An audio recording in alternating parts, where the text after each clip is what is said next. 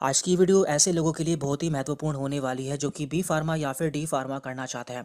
हम जानेंगे B pharma और डी फार्मा क्या होता है, इनके स्कोप क्या होते हैं और इनमें कितनी सैलरी आपको दी जाती है।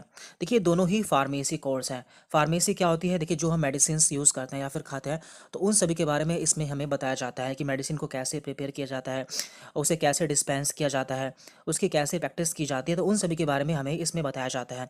देखिए, डी फार्मा की फुल फॉर्म होती है डिप्लोमा इन फार्मेसी, जबकि बी फार्मा की फुल फॉर्म होती है बैचलर इन फार्मेसी।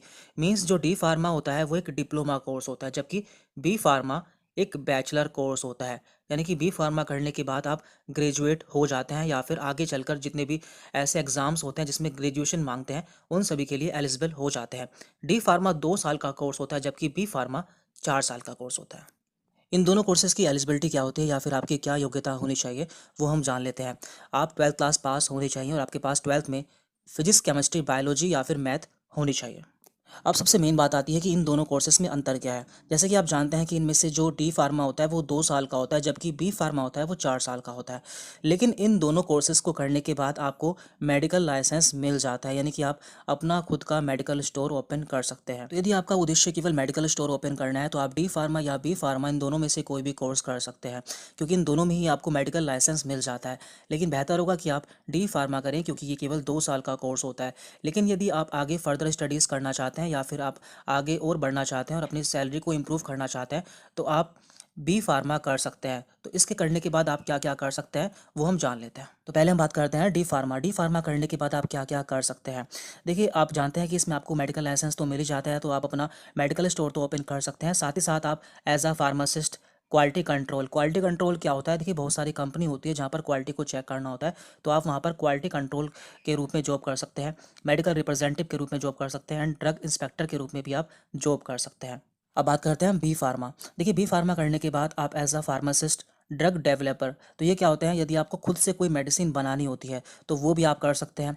रिसर्चर्स, यानी कि आप मेडिसिन पर रिसर्च कर सकते हैं। Also go for higher studies, यानी कि बी फार्मा करने के बाद आप आगे पढ़ाई कर सकते हैं, जैसे कि एम फार्मा आदि कई सारे ऐसे कोर्स होते हैं जिन्हें करने से आपका जो स्कोप होता है जॉब का बढ़ जाता है, साथ में आपकी सैलरी भी बढ़ जाती है।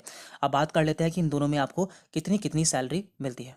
तो जानने से पहले हम आपको यह बता देते हैं, यदि आप बी फार्मा या फिर डी फार्मा कोर्सेज में एडमिशन लेना चाहते हैं या फिर इन कोर्सेज के बारे में कोई भी जानकारी लेना चाहते हैं, तो एक वेबसाइट है admissionDone.com। जैसे ही आप इस वेबसाइट पर जाएंगे, वहाँ पर आपको एक छोटा सा फॉर्म फिल करना होगा। फॉर्म फिल करने के 5 से 10 मिनट बाद आपके पास में कॉल आएगी, जहाँ पर आपको काउंसलर इस कोर्स के बारे में पूरी जानकारी दे देंगे। आप उनसे कुछ भी पूछ सकते हैं। उस वेबसाइट का लिंक हमने आपको नीचे डिस्क्रिप्शन बॉक्स में भी दे दिया है, जिस पर क्लिक कर कर आप उस पर पहुंच सकते हैं।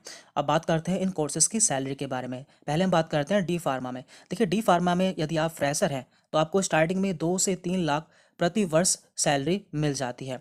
यदि हम बात करते हैं बी फार्मा की, तो बी फार्मा में फ्रेशर को 3 से 5 लाख प्रति वर्ष सैलरी मिल जाती है। आगे आपके एक्सपीरियंस पर, आपकी क्वालिफिकेशन पर यह सैलरी बढ़ सकती है।